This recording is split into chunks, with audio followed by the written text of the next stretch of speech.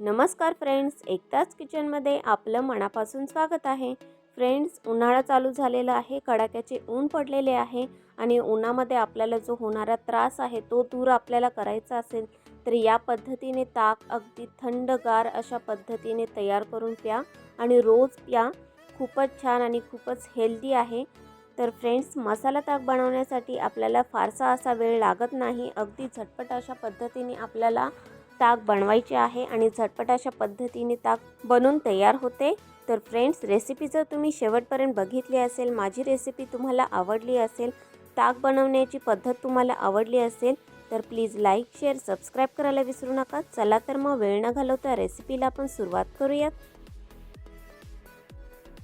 तर एक दिवस आधी मी हे दही लावलेलं होतं। अर्धा लिटर दुधाची आपण दही लावलेली आहे आणि खूप छान आणि सुंदर अशा पद्धतीने दही लागलेली आहे आणि फ्रेश दही असेल तर खूपच छान।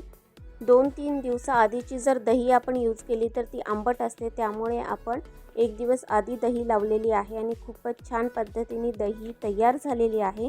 तर दही जी आहे ती आपण अशा पद्धतीने फेटून घ्यायची आहे।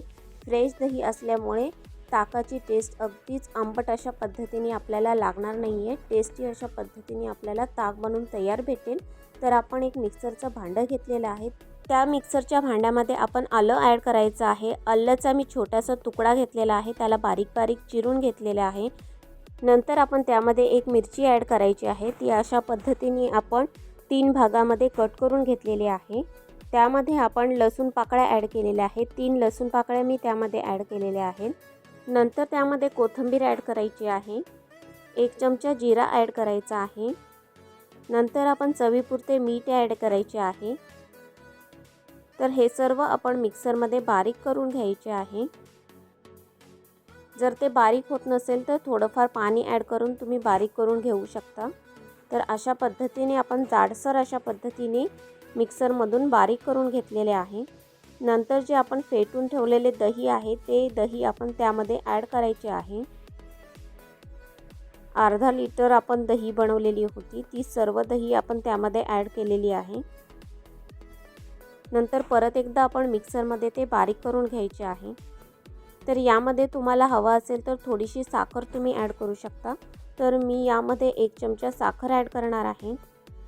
तर ताकामध्ये कोणाला साखर आवडते, कोणाला आवडत नाही, तर मी थोडीशी साखर ॲड केलेली आहे, कारण मुलांना देखील आपण प्यायला देणार आहोत, त्यामुळे मी त्यामध्ये 1 चमचा साखर ॲड केलेली आहे। साखर ॲड करून झाल्यानंतर परत एकदा ते मिक्सरमध्ये फिरवून घेतलेले आहे, जेणेकरून साखर जी आहे त्यामध्ये मिक्स होईल। तर अशा पद्धतीने आपलं मसाले ताक साध्या, सिंपल आणि झटपट अशा पद्धतीने तयार झालेलं आहे फ्रेंड्स। तर आपण ते ग्लासमध्ये ओतून घेऊ।